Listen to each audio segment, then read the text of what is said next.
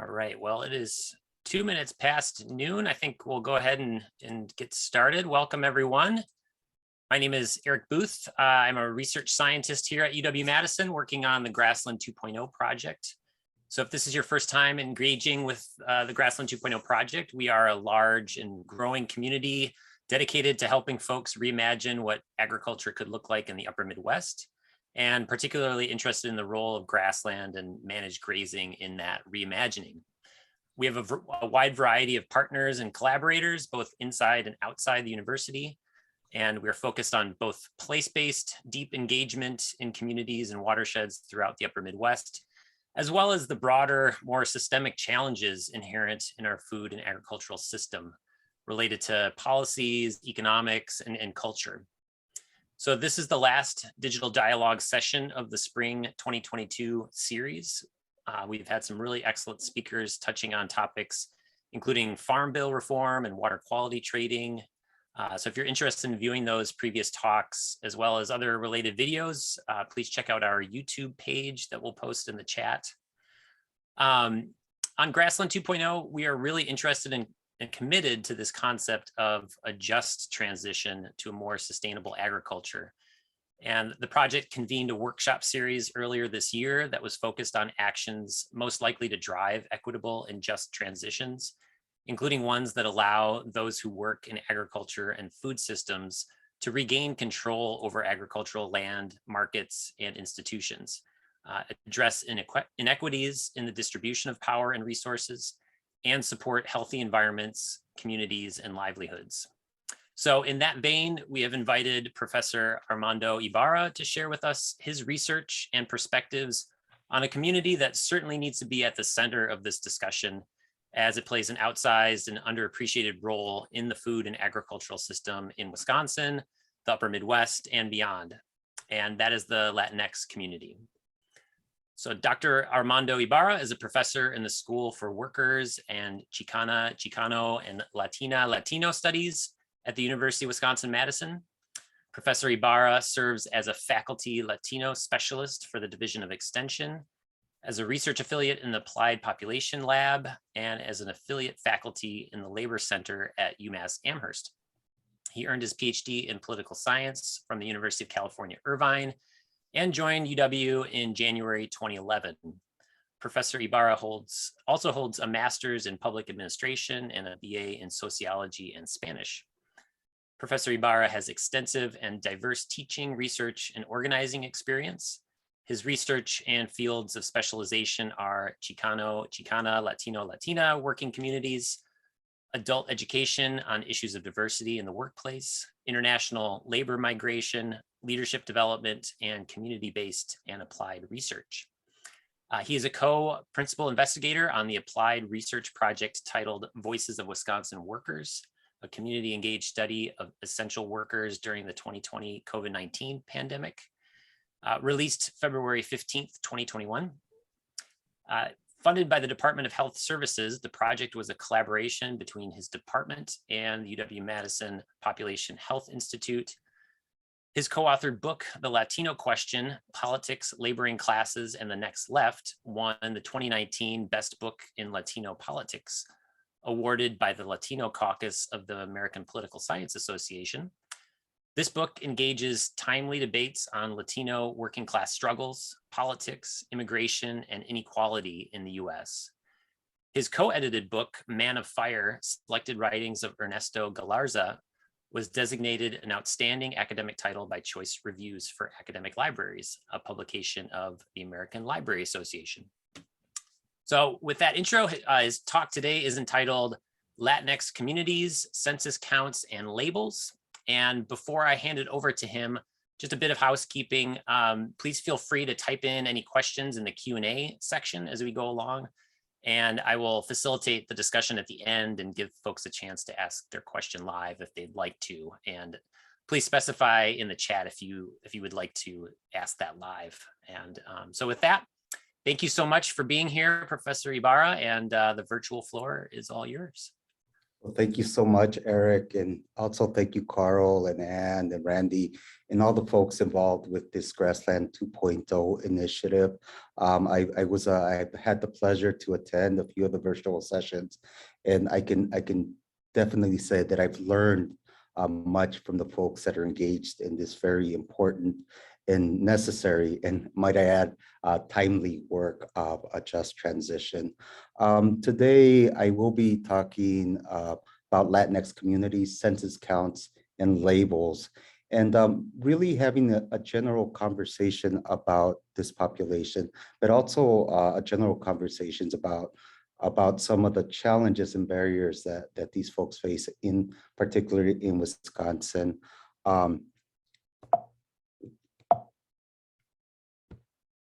So what I'll be covering today are really the basics of a brief census description. I know that we have folks here that are not necessarily academics and our practitioners. We have folks in state agencies and a really mix of participants in this talk. So we'll go over a brief just census description and why we have this census and why we count people. I'll go over some basics of Latino demographics with specific attention paid to Wisconsin. I will look at a study on Latinos in Wisconsin that I conducted for what used to be the division or the University of Wisconsin Extension Division of Cooperative Extension. I will get into labels and categories, and then I will finish up with just a couple of thoughts with regards to labels, to demographic, this demographic shift that we're going on to, and some other personal reflections on the politics or the political terrain that many Latinx immigrant and non-immigrants face in the state of Wisconsin. So just briefly, I'm going to offer you four pieces of professional work that I've been engaged in here in the past, since 2010. And I like to start here because it shows you really the lens that I use to study working communities in the U.S., working communities that happen to be labeled Latino, Hispanic, and that are mostly Mexican and Mexican American. I was part of the production team for a film called Harvest of Loneliness, and this is a documentary on the Bracero Program. And the Bracero Program, if you don't know what this is probably the largest scale state importation program that we had in the 20th century in the US. Nearly 5 million Mexican males were given contracts to come and work in mostly agriculture in the US. This program lasted between 1942 and 1964, and braceros were also brought to the state of Wisconsin. So this idea of mass labor migration in my work because central, and then personally, I can say that my grandfather was one of these persons that was contracted and brought over as a temporary guest worker in the U.S. during the existence of that program. We continue to have guest workers that come to the U.S., not just from Mexico, but from many other countries as well, and still face many of the challenges that braceros face during the time of his program. A person that I highly admired and found when I was a graduate student was Ernesto Galarza. And for those of you that do not know who Ernesto Galarza is, he is, in my humble estimation, one of the biggest figures in the Mexican American civil rights movement of the 40s, 50s, and almost into the 60s. Ernesto Galarza was one of the first Mexican-born PhDs from Colombia, or Columbia University. And he was a labor organizer and an activist scholar throughout his lifetime. In my estimation, again, he has not received the attention that he merits, not just for his academic work, but for also his advocacy and for his work in ending the Bracero Program. Ernesto Galarza understood that in order for there to be labor unions within agriculture, that first the Bracero Program had to come to an end. So he waged a 10-year campaign with the explicit purpose of creating research that showed the lives and the trials and tribulations of braceros. So that's why I put together, Rodolfo Torres, one of my academics mentors, and myself put together this book. Again, the Latino question, it is a focus on the Latino question, right? And you can read into it all you want, but it's really centering class on how to understand Latinos in the US.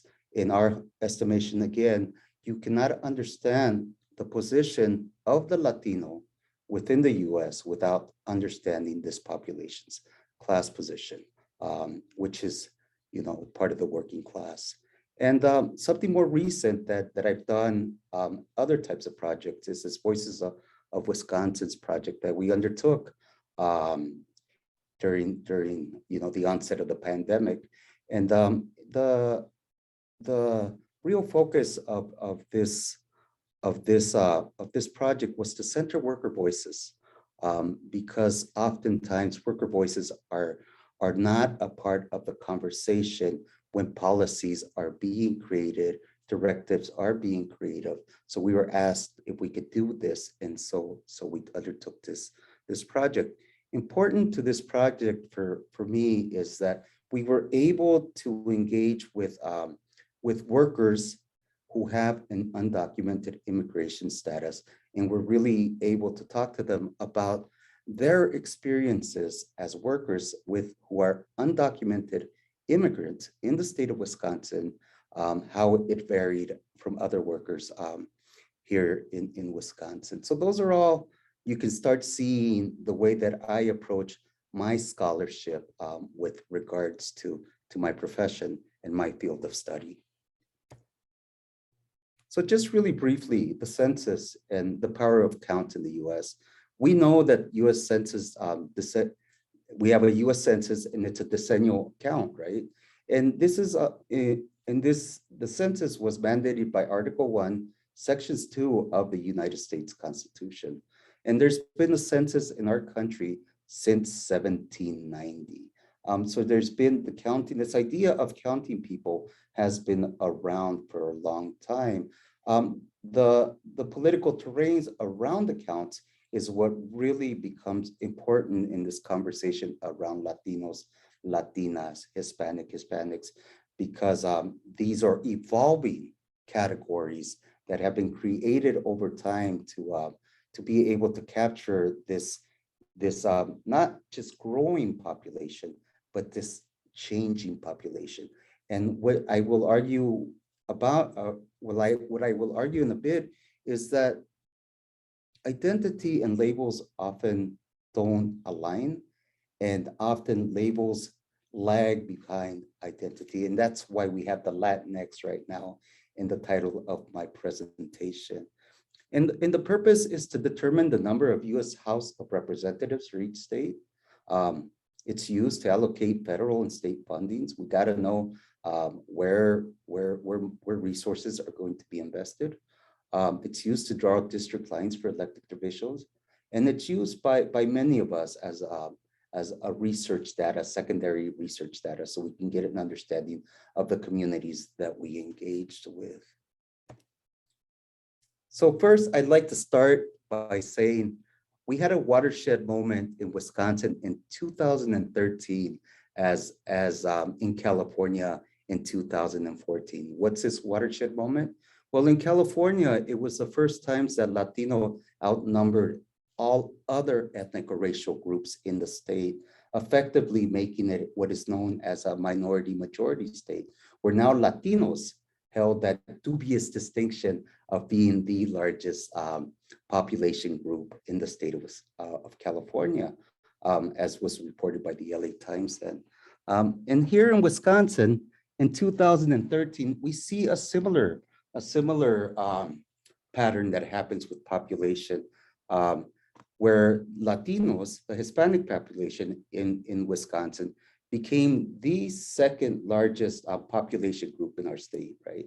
So in 2013 and 2014, we're starting to see these demographic shift that we argue are rooted in that age-old Latino question under labor migration. So what I want to show next is a series of maps that the Applied Population Laboratory here at UW and also as part of UW Extension put together. I've worked with the Applied Population Laboratory for about 10 years now, and they are my go-to people when I have questions about census or BLS or other counts. And they put together this series of maps on the Latino populations, which I will show now.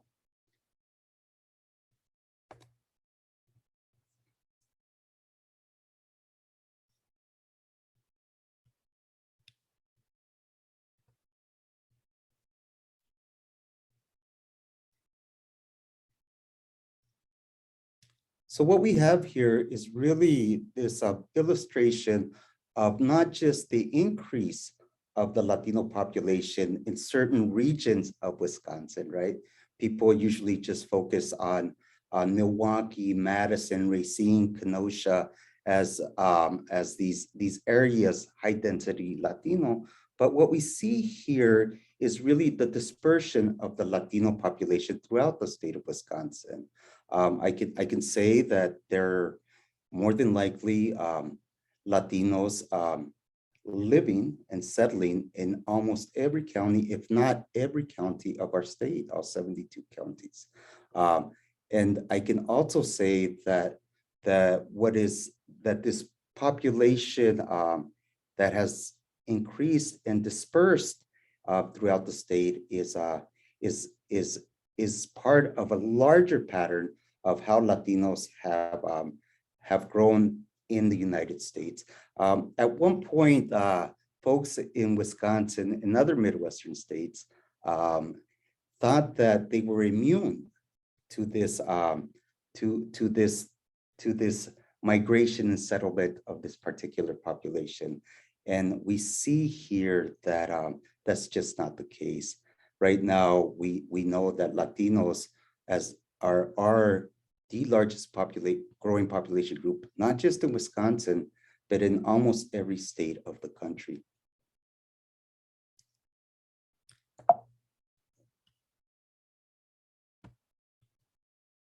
So I just wanted to give you a general sense as to what this population group looks like within the census counts. We know that it's about 7.6 of the total population. This is the last number that was given by the census counts. We also know that demographers tell us that there's an undercount of this population.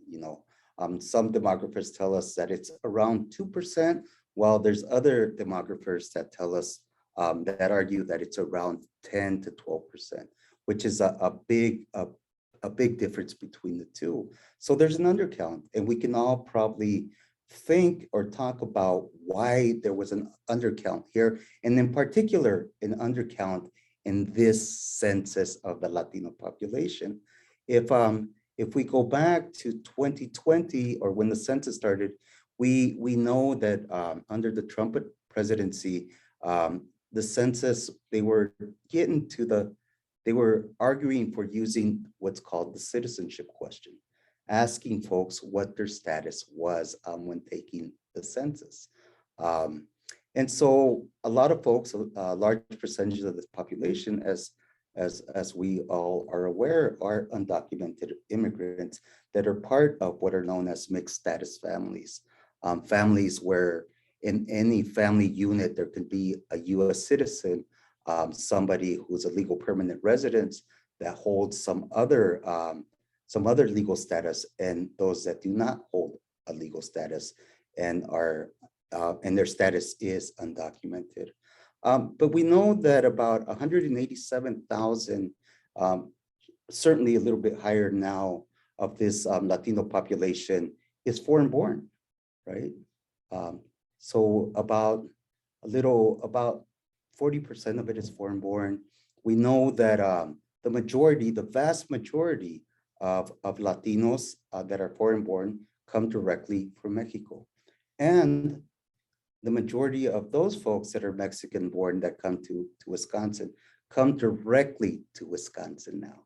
So Wisconsin has become a destination state by newcomers. No longer are folks traveling to, let's say, California, then Wisconsin, or traveling to Texas or Florida and then Wisconsin.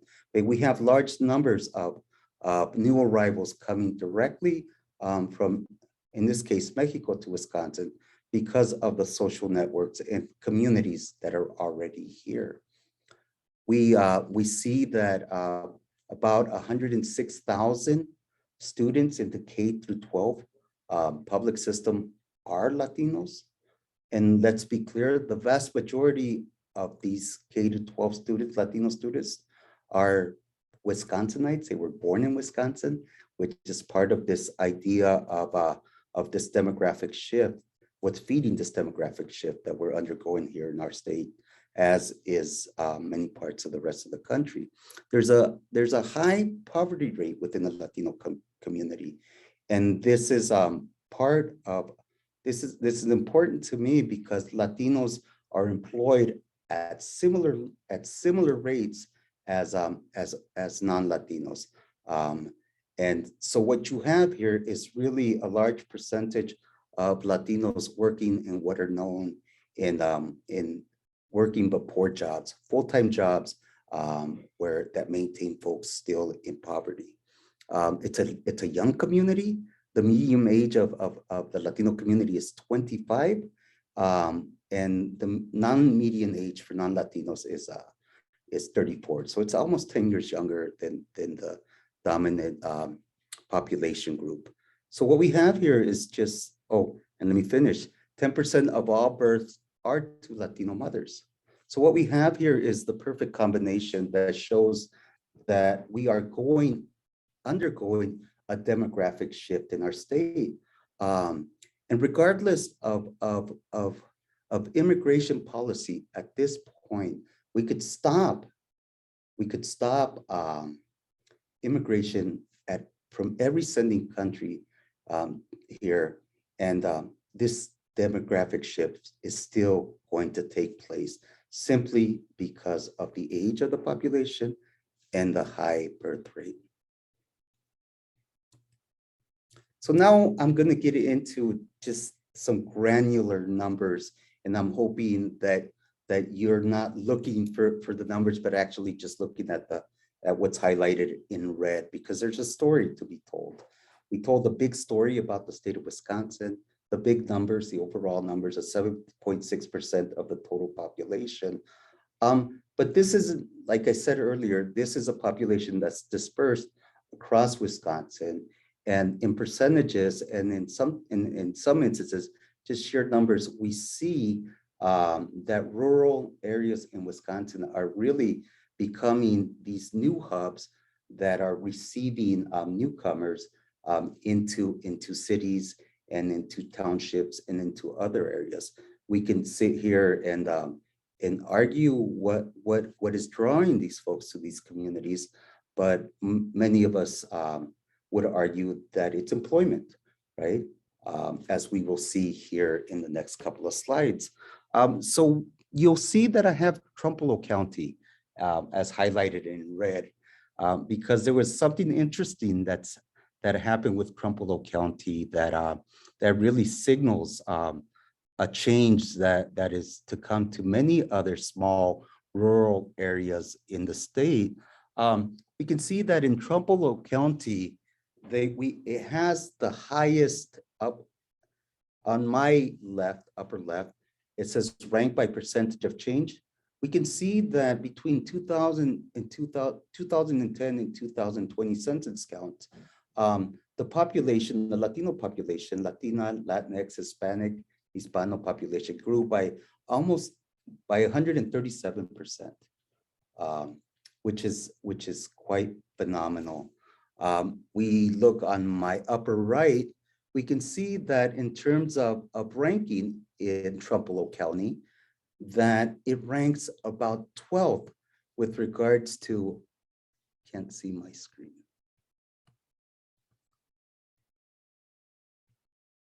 With regards to actual numeric change, and that would be this number here. And just the numbers as well, when we look at the size of the cities and we look at the size of increases, we can see that it also ranks in the top 20 of the number change. And when we start talking about, percent of total population that of the Latino population in these different counties, we can see that in Trumbull County, 13% of the total population at this point is self-identifies as Latino. So why is this important, and why Trumbull County?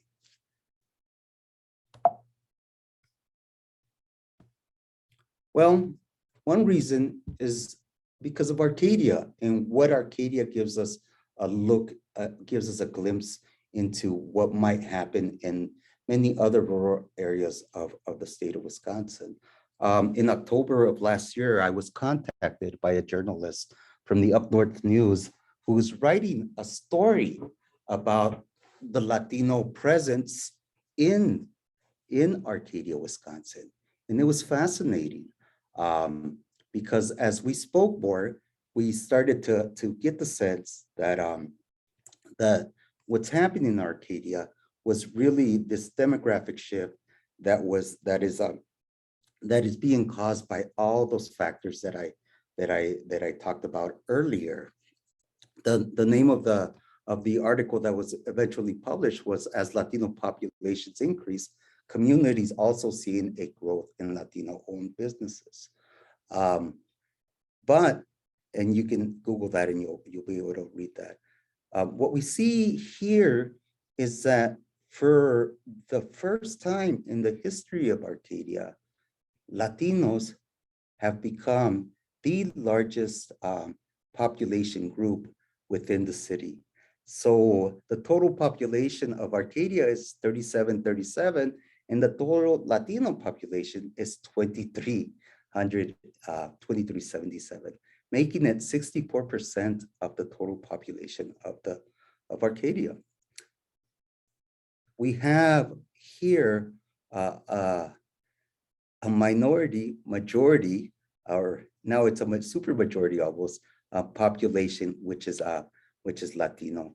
And when we look at the K-12 school enrollments, we also see that there's 1,257 total students there, and 940 self-identify as Latino.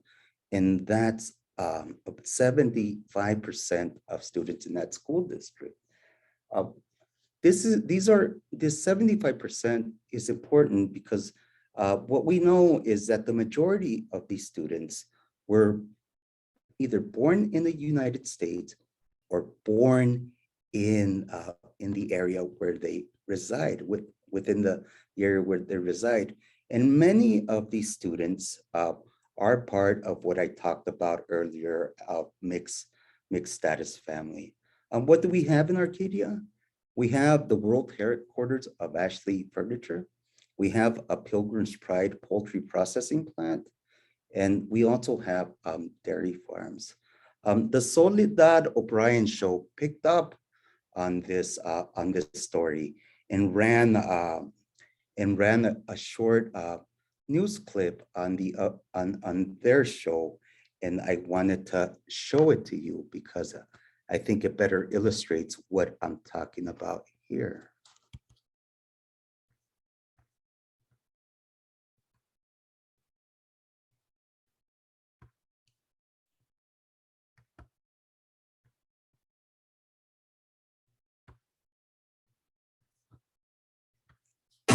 I'm Soledad O'Brien. Welcome to Matter of Fact. We are a nation of immigrants, and while rural America is sometimes less diverse than the nation as a whole, the 2020 census is showing a demographic shift. 24% of rural Americans are people of color.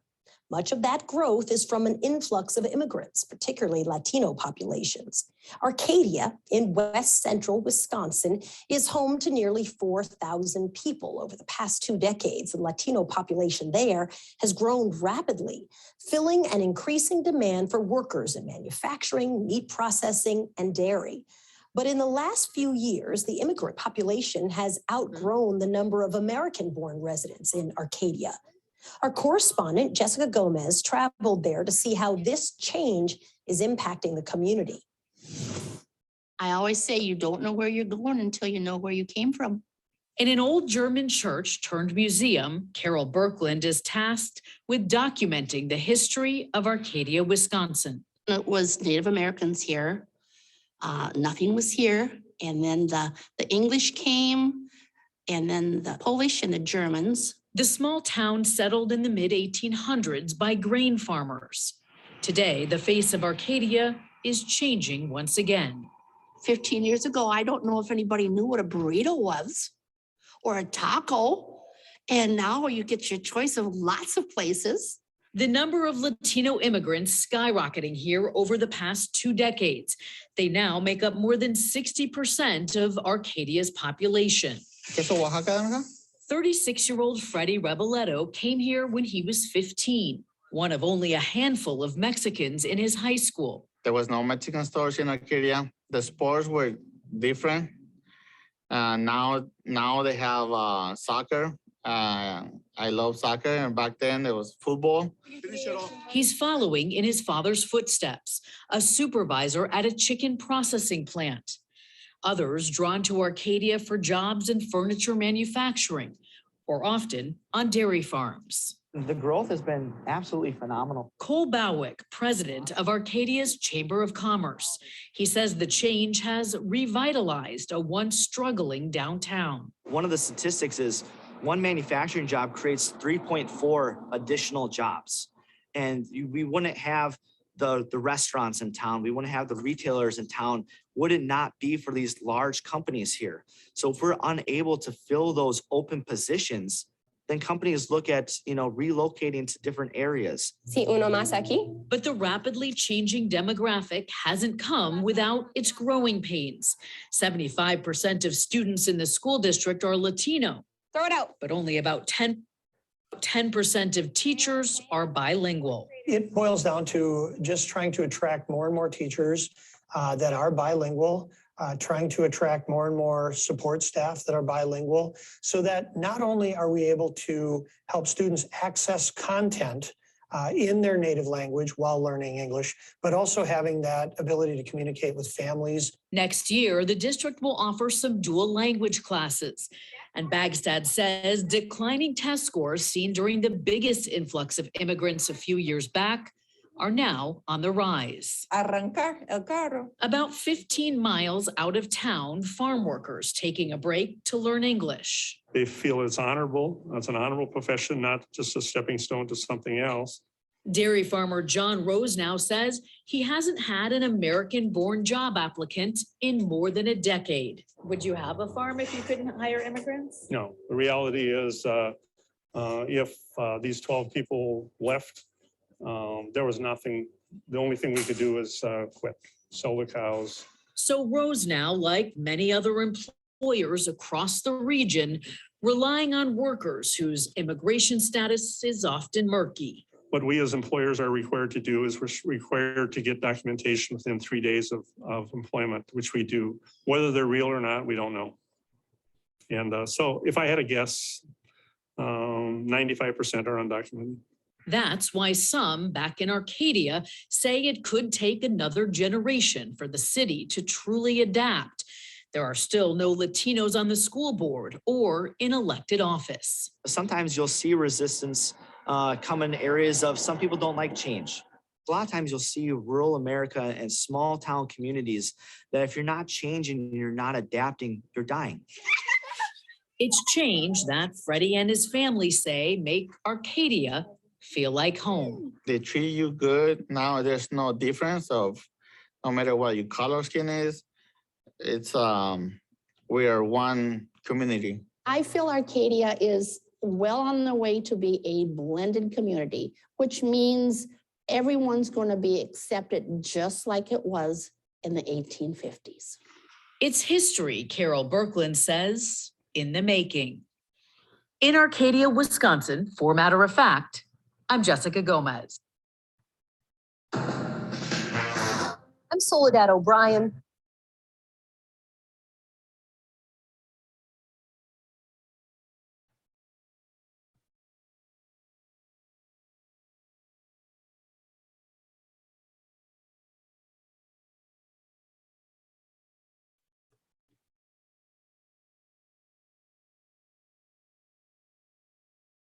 So I'm gonna pause there for a little bit and give folks the opportunity to ask some questions or to have some discussion about this particular case in Arcadia, Wisconsin.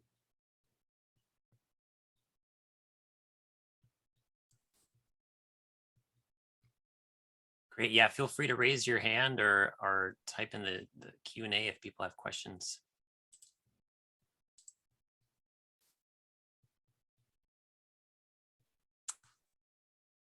Yeah, I guess what comes to mind to me is kind of at the end of that segment about, yeah, there are surely spots to fill in the labor force, but there clearly hasn't been a shift in some of the more higher centers of power, whether it's the mayor's office or the village council or the school board. And I wonder how that transition happens eventually and how to help facilitate bringing people into those roles of more power. And particularly, with our project and I'm guessing this audience, that also translates to managing land and owning land. And I don't know if you could just speak to the barriers that kind of set apart that initial kind of labor supply to some of these other centers of power. Sure. I mean, I can give my reflection. When I first started looking at what drew people to different parts of the country, I spent some time, for example, in small towns in West Virginia and in Virginia at different poultry processing plants, and there also was the majority of workers were Latino, many from Central America that were recruited to these areas, right? Purposely, recruited because of their vulnerability as workers. So that's something to take into consideration here. I also look at there was a piece that was written by Allensworth and Rochin back in, I think, in '94, which was titled "The Mexicanization of the Central Valley," which basically outlines how Mexican migration and settlement had been transforming the Central Valley and those power structures as well. I think the Central Valley in California, it's still it resembles more itself of 50 years ago than anything else, especially when you look at power structures. Here, what we have in places like Arcadia, as the dairy farmer pointed out, is a very large percentage of the folks there that are working in places like dairy are they have an undocumented immigration undocumented status, meaning that they're basically barred from most civic expression. They're not going to be able to engage directly in elections, maybe in some sort of advocacy role in urging other folks to vote and vote in certain ways. I do think that you're several generations behind. But when we look at what's happening, for example, in Green Bay, Wisconsin, We're starting to see that in Green Bay, there are Latinx elected officials. And there are, they're young, they were born in Wisconsin, and they're being elected. Here in Madison, we know that we've had several Latina elected to office and to school boards and what have you. Those power structures exist in Arcadia as they did in Moorefield, West Virginia, where I encountered another population similar that was transforming that population over there.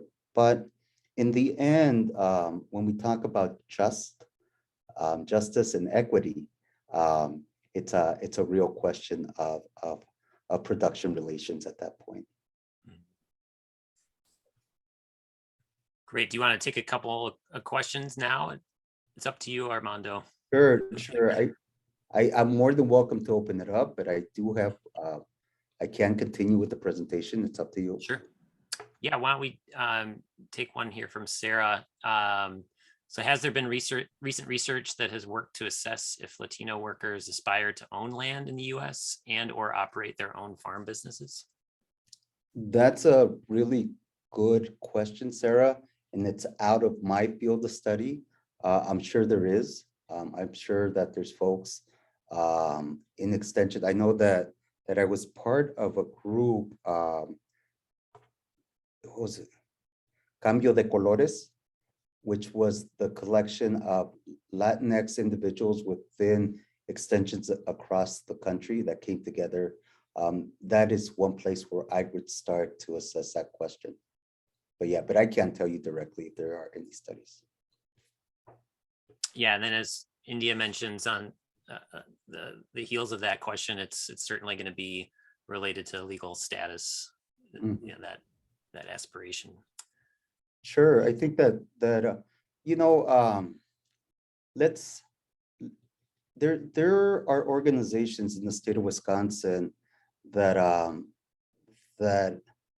that have a different way of viewing civic engagement, and it's not necessarily directly with voting, especially with a population that cannot vote, right? And that would be your legal permanent residents.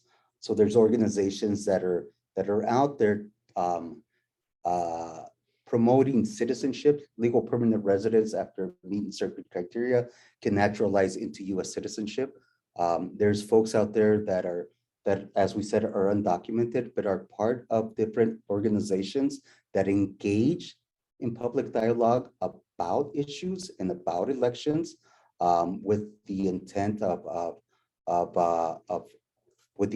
of swaying certain elections, right? And let's be clear here. In the 2020 election, many would argue that it was the Latino vote in Wisconsin, this newly emerging electorate in Wisconsin, that put President Biden over and won the state. And people will argue that it was a Latino vote in Wisconsin that did that. Yeah, and then Sarah, yeah, good clarification on what I meant. So yeah, the aspiration not being tied to legal status, but might be tied to how people view the possibility to attain what they aspire. And yeah, we shouldn't assume that everyone that works on a farm aspires to own a farm and or own land. They might, but they might not. I can tell you that I interviewed a dairy worker yesterday as part of another project, and his aspiration is to make $17 an hour, so that he could pay rent at the end of the month. So there's I'm sure that there's aspirations, and then there's aspirations, and his aspiration is to have a 5-day work week so he can stay home with his kids on Saturdays and Sundays, and other issues. His aspirations are to be able to go get his teeth looked at, right? or be able to go when he gets hurt on the job to go and go to the doctor without fear of retaliation or fear of deportation. So that's just one person's story that was shared to me here recently, yesterday, as a matter of fact, on this other study that we're doing. with talking to workers. But now, I mean, speaking to transition a little bit on this idea of aspirations, civic incorporation, and other aspects in general, not necessarily tied to land ownership. I conducted this study for cooperative extension a few years back, and I'm really proud of this study because more so than anything, it was I was able to engage multiple stakeholders and elected officials on conversations of the impacts that Latinos were having in different communities and the impacts that those different communities were having on Latino populations. So it's a two-way street before we become fully integrated there. So this is a study, and just to take the very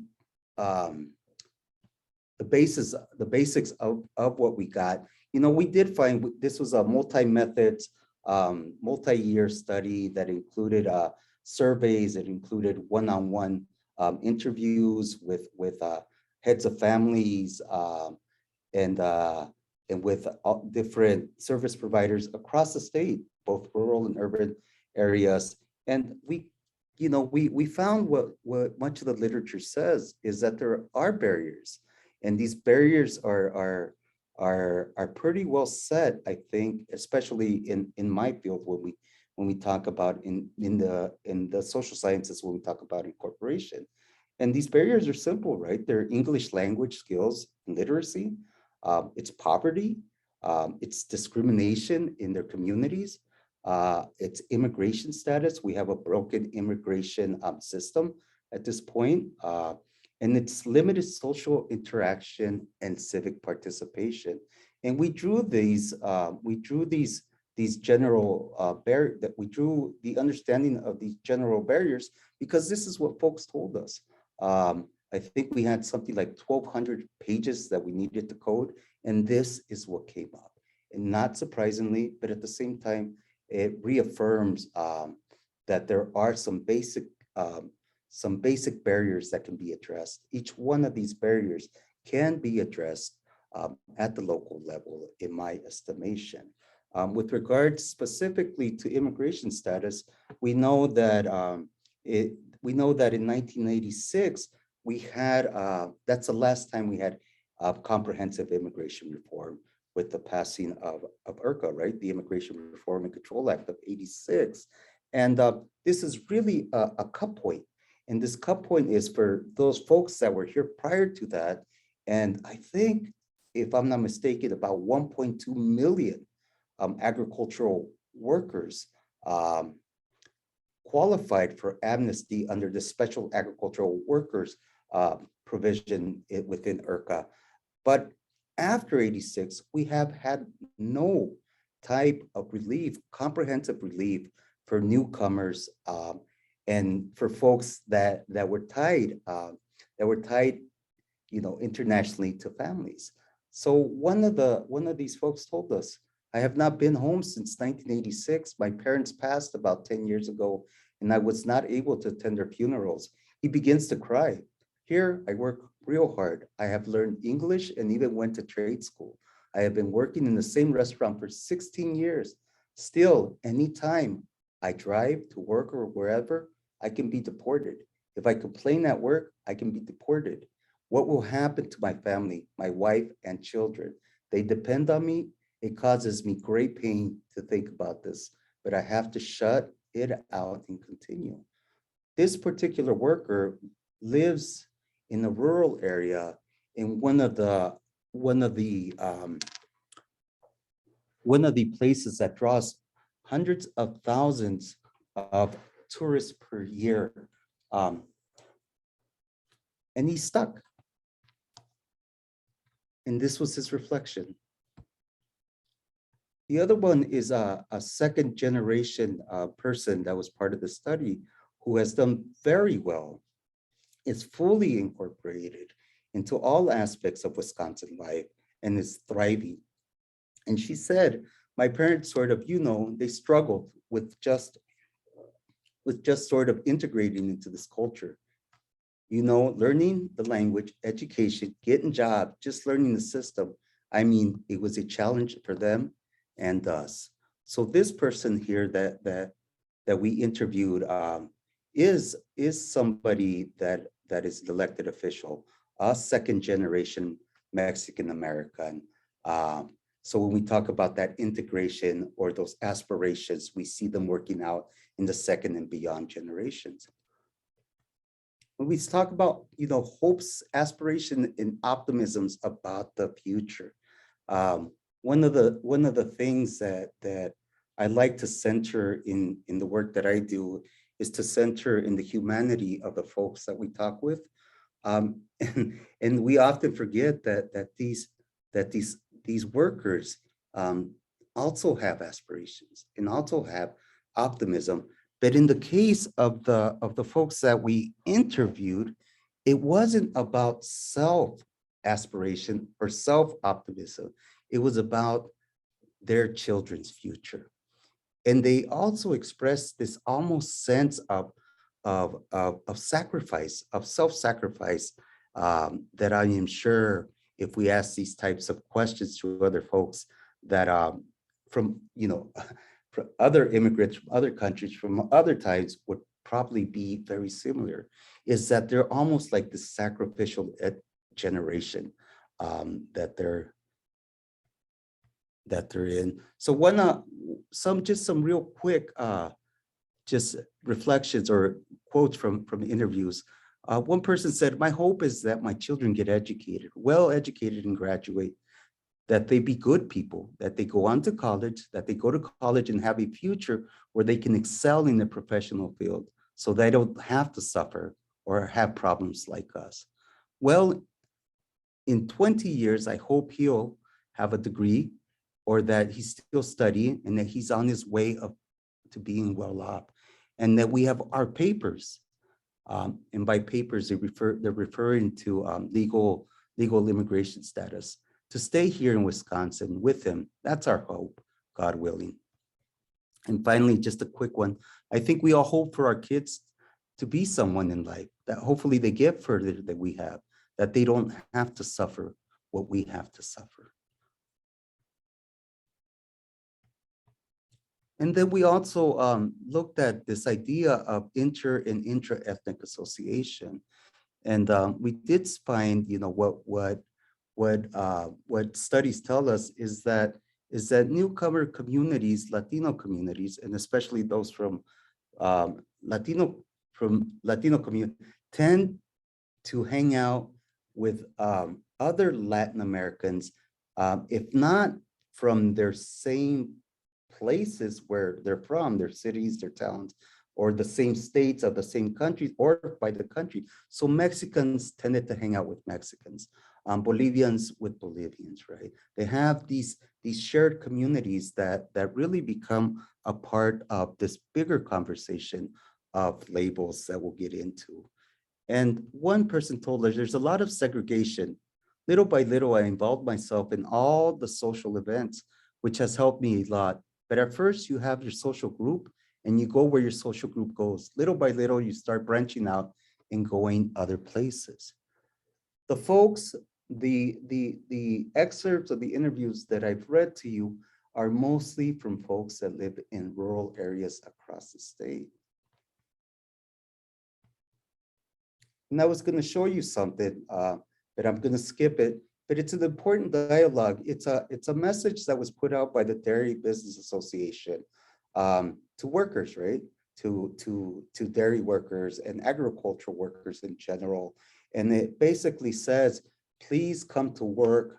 You can drive without fear, which is quite interesting, because if we see one of the biggest fears that undocumented immigrants have in our state is driving, whether it's driving to work, to the grocery stores, to take their kids to school or what have you. And it's the fear of an interaction with any type of police official that might lead to deportation and family separation. And it's a fear that is fairly recent.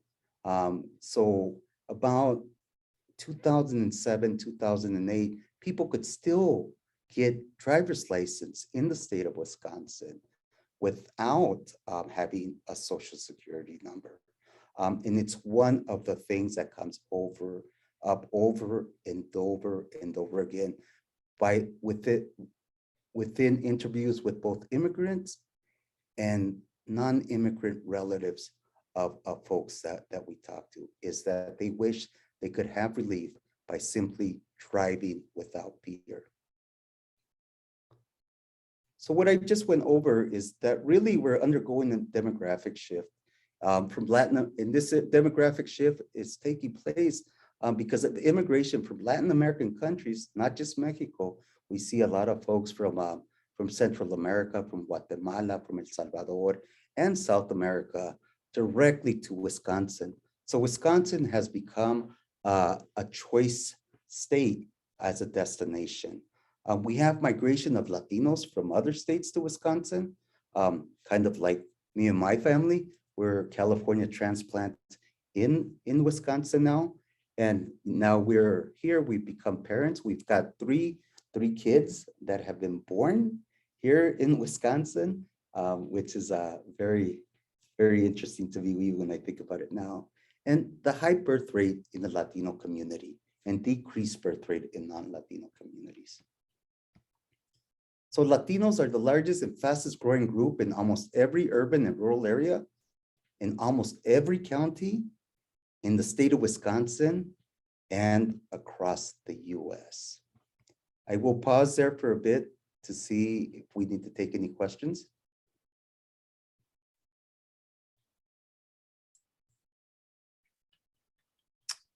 Yeah, there were just a couple of that showed up in the chat as you were speaking in this last section. I guess Theo has a question about more related to on farms. And one of the barriers that you mentioned was linguistic, and if that ever comes into play with farm management and implementing conservation practices, for example. I don't know if you have any experience kind of in that. My experience has been in speaking with workers in family units of workers in both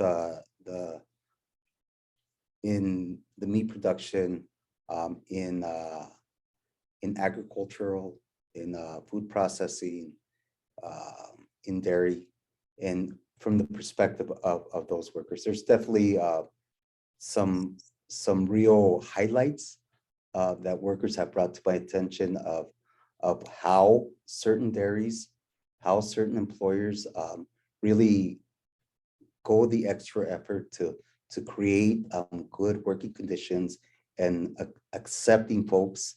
But there's also a large number of just stories of the contrary, of the bad employer, right? Of the employer that purposely exploits the vulnerability of workers and so forth. I can say that those are probably the stories that I hear most of from workers, is the challenges that they have, because one of the things that we do have is we do have a racialized workforce within agriculture and within just food production in general.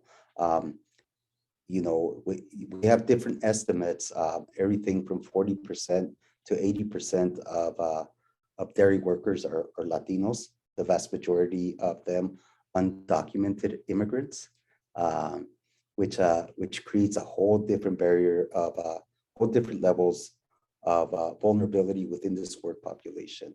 And some people would argue that that's created purposefully. There's profit and exploitation of worker. Whether it's sustainable, that's another question, right? Absolutely. And I guess Sarah just followed up on that question in the chat, and as part of her research, kind of speaking to this, language not the barrier, not the central variable, as having to do more with business and land ownership and excluding workers.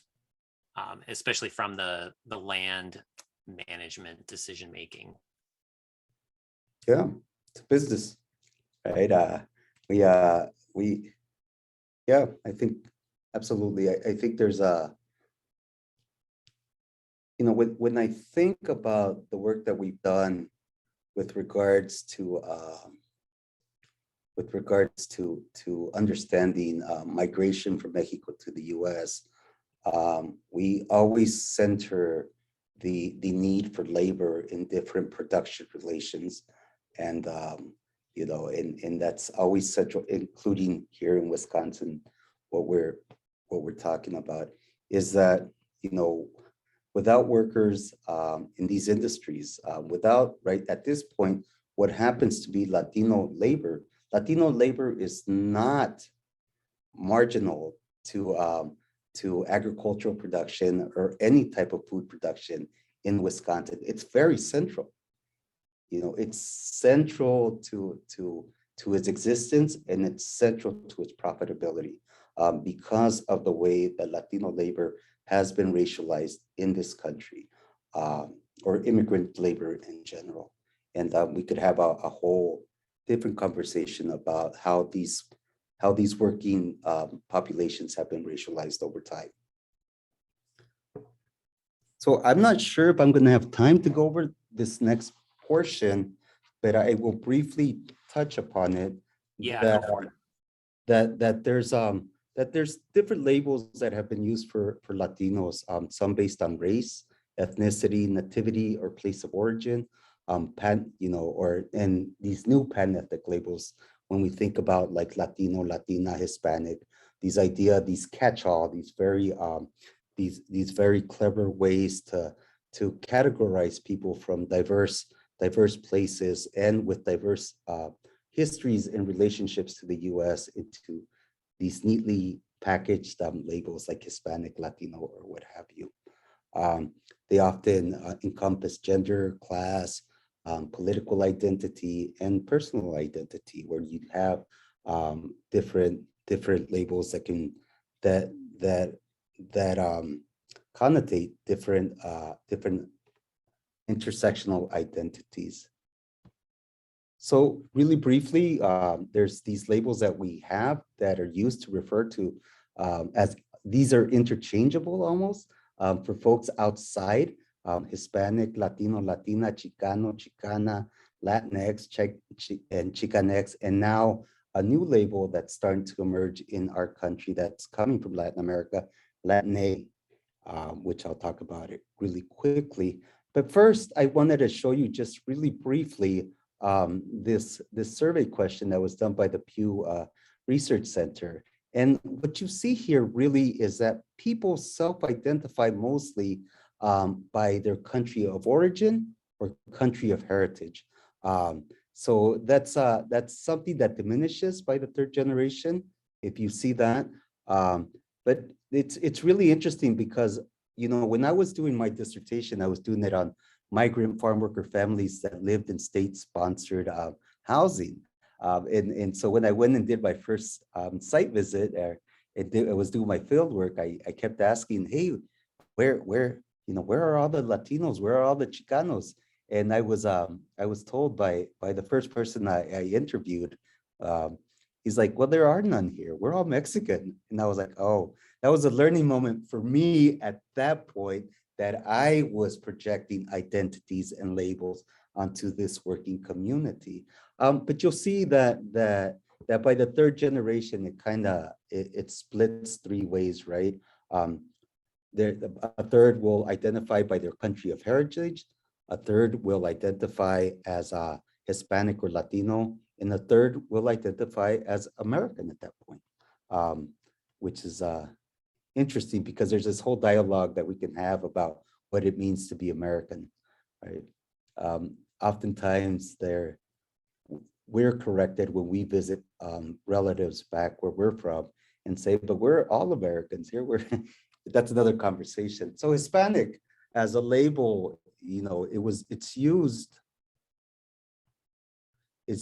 for to identify Cubans, people that are Cuban, Mexican, Puerto Rican, South or Central American or other Spanish culture of origin, regardless of race. It was first used by the census in 1970. It's rooted in Spanish colonial history in the Americas.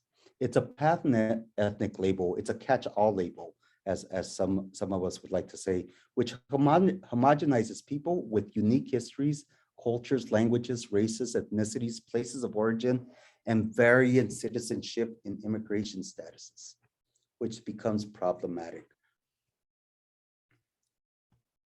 We have the term Latino or Latina that is used predominantly at this point, and the census uses this label, and it uses it interchangeably with Hispanic. So politically, it might mean something different to me, but with regards to census, it's interchangeable. It was introduced by census as a category in 1990. It became popular in the 70s in many community circles and civil rights organizations as an alternative to Hispanic, which was associated with conquest and colonization. So we were no longer Hispanic, right? We were Latinos at this point. And it's a pan-ethnic label as well. And as with Hispanic, it homogenizes people with unique histories, cultures, languages, races, ethnicities, places of origin, and varying citizenship and immigration statuses. Again, it's a catch-all phrase that neatly packages this entire diverse groups of people into this one label with regards to the census. We have Chicano, and this term was actually introduced into the census in 2010. And the response categories are Mexican, Mexican-American, Chicano, and Puerto Rican. And at this point, you can write in answers that combined different ways of how you identify. Chicano, to many people, is a political identity, which emerged from the 60s and 70s Chicano movement, where participants appropriated the term and turned it into a political identity that emphasized collectivity rooted in indigenous history, cultural and community pride, and group and class solidarity. It also has its pre-Columbian origins, and it is very much a term that came from the Mexican-American population, the youth from the 60s and 70s, involved in these civil rights social movements. What we have next is this emerging label X, that's using X. So the X in Latinx and Chicanx, and it's part of a contemporary debate. And right now, even here on campus, our program is called Chicanow. It uses the ad to be gender inclusive. This label has evolved from Latino and Chicano, so it's gendered masculine, and Latina and Chicana, gender masculine, to Latino, Latina, and Chicana, Chicano, and the Latinat and Chicanat, which is gender exclusive, but it's still very binary. This iteration, Latinx, is also pan-ethnic, which is problematic, but it is gender neutral, it's non-binary, gender queer, gender non-conformant, and fluid. This term is used mostly at this point in academic circles. If I would ask somebody in the community, in one of the rural areas or even urban areas about this term, they more than likely would not identify in this term.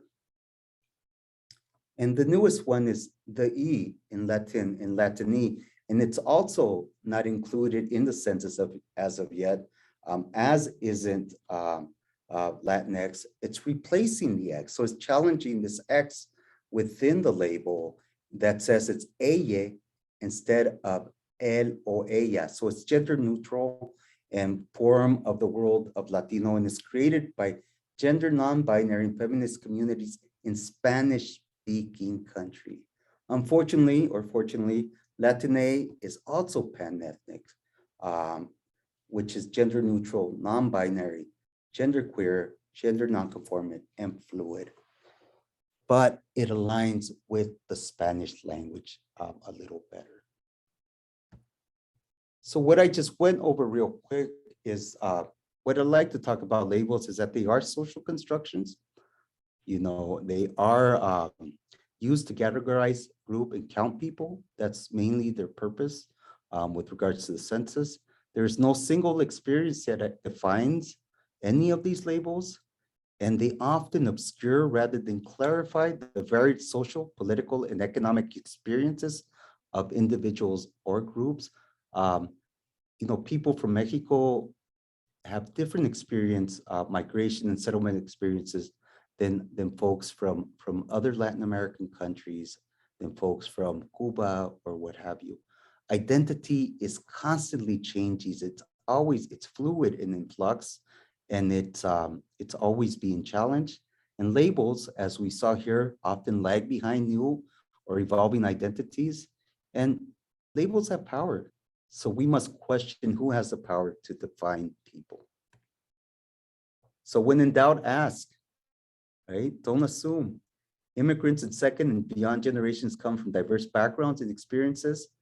Data only provides us a basic understanding of population dynamics, little about culture, language, or anything else. Labels and identity often don't align.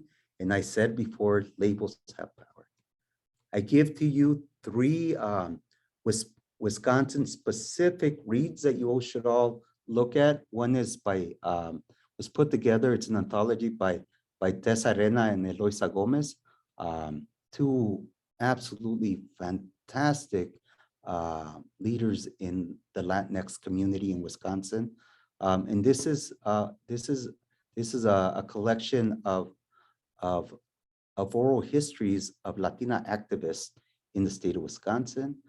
We have Sergio Gonzalez, a product of UW-Madison, now a professor at Marquette, that wrote a book for the Wisconsin Historical Society called Mexicans in Wisconsin. And we have this also book at the very end that says, titled, I Didn't Know There Were Latinos in Wisconsin, put together and edited by Oscar Mireles, a local leader and former poet laureate of Madison, also that collects people's stories and how they've become part of Wisconsin's social fabric. Gracias. I welcome any questions, any feedback, any discussion points. Great. Thank you so much, Armando, and virtual applause. It's always so hard on Zoom, but thank you so much. That covered so many interesting topics and a lot of things to think about. So I'll open it up to questions, and again, if you have a question and you'd like to ask it live, please just chime in. I think people have the ability to unmute themselves. Is that right, Carl? Yeah, they should be able to.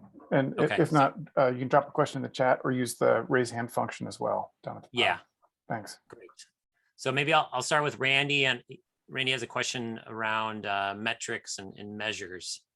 Thanks so much, Armando. Fantastic presentation. Appreciate your time and energy and expertise. The question is really related to a project you and I were just recently working on, where we were starting to explore in a proposal what some metrics might be for success, if you will.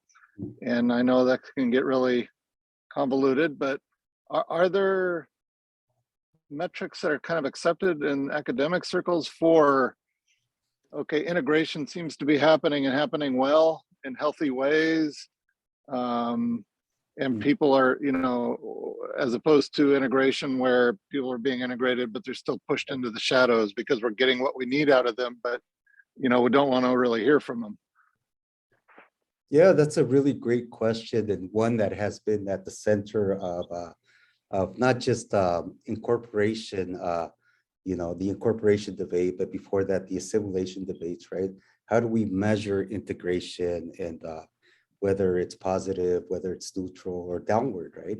I think about the work of Ruben Rubao and his colleagues, sociologists that really started looking not just at as language, you know, language use, but also educational attainment, and income across generations to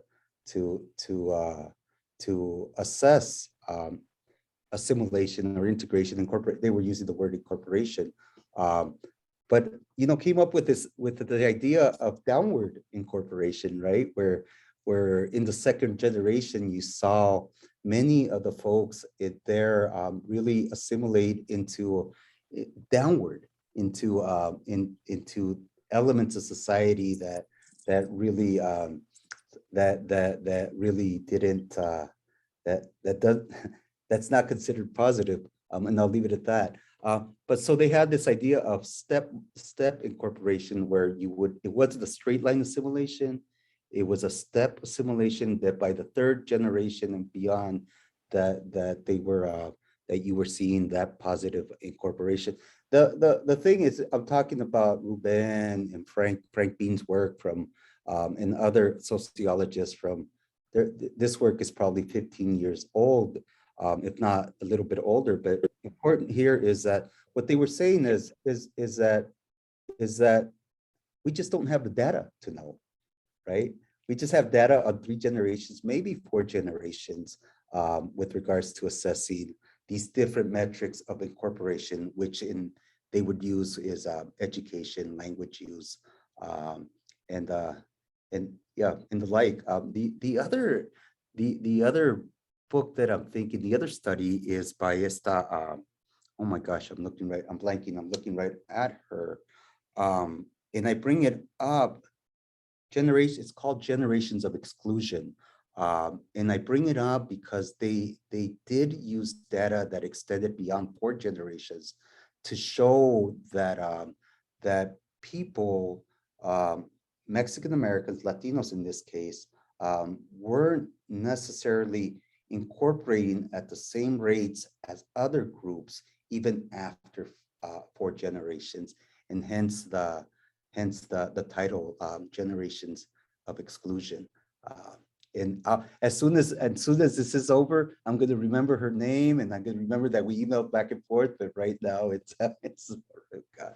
But yeah, there are measures out there. There's plenty of measures within the social sciences with regards to incorporation. There's also economic measures, right? And other measures, home ownership. We can measure even income. We can measure by industry. I think those would be an interesting measure would be to look at class, industry, and home ownership as a measure and see what you could get from there. Especially, I assume that in places like Wisconsin, you would have low measures of incorporation if that was your metric. I assume that in places that have larger, that have had Latino populations for quite some time, like LA, you would have different outcomes. But yeah, I think there's ways to create those types of measures.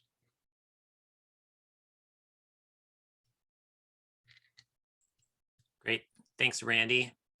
So yeah, just I guess a couple of comments in the chat. So Craig, I guess, gets at this question that maybe we have this assumption on the project that managed grazing may offer more opportunities to have a situation where farm workers might be able to share power and control on an operation better than a large, confined dairy type setting where the structures of work are much more kind of defined. Like there's the milking parlor, and it's there's just a different way of kind of structuring that labor. I don't know. Do you see anything to that argument, or are there analogs, I guess, in other systems, not necessarily dairy? Yeah. So I'm reminded of 2 scholars, Tim Pacharat. I think he might be at UMass now, but who worked in the if I'm not mistaken, in the processing of beef, cattle, and the compartmentalization of work, right? Which is the desensitization of the worker to the killing and the processing. So that's one place that I would look at in terms of that. There's also Seth Holmes. Seth Holmes, I think he wrote his study. It's been problematic because of some stuff that he did, but I think that his work is really telling. He studied he's a medical anthropologist. He's a medical doctor and anthropologist. And in his book, one of the titles is Oaxacans Like to Work Bent Over, which is just tells you, when I read that title to that chapter, I was like, he got it, right? Which was the racialization of this particular group of Mexicans by this particular grower of berries in this particular region that justified the exploitation of these workers because they like to work bent over, right? That was the whole process. To get back to the question, it's difficult to answer because of, because supply chains are supply chains and job functions are job functions. I think that as somebody that comes from a labor background, we always look at the equity in the sharing of profits, amongst workers. And that's where I would start is, if somebody on your production line or whatever that may be is not able to afford, the basics to live, food, shelter, housing, medicine, then there cannot be a just transition, right? That should be the just transition, in my humble estimation, is supply chains that produce those types of outcomes. And maybe there's a metric right there also, Randy, to study different supply chains and see how communities around those areas are faring. Yeah. Mm-hmm.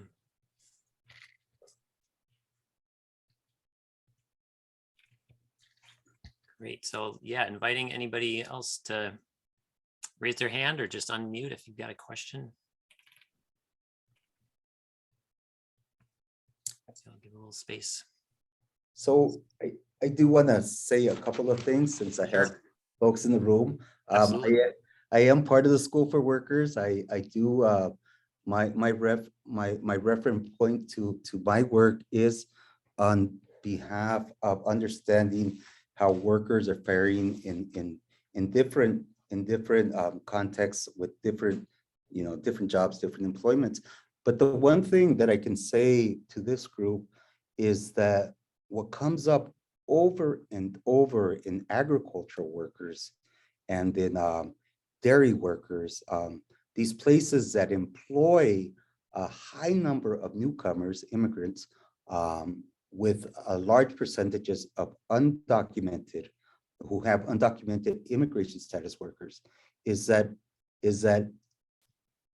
simple things as driving and go a long way.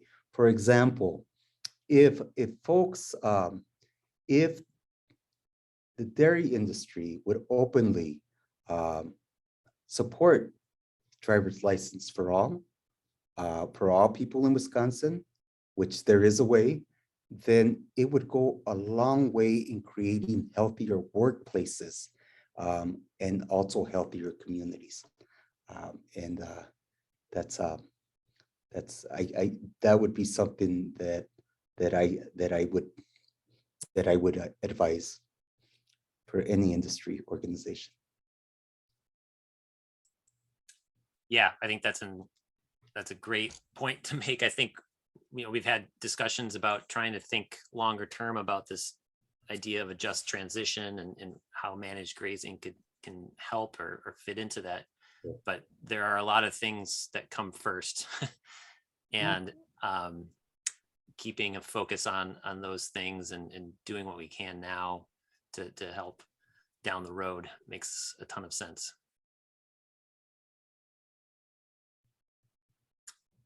Sarah, you joined with video. Do you have something you wanted to? Okay, just checking.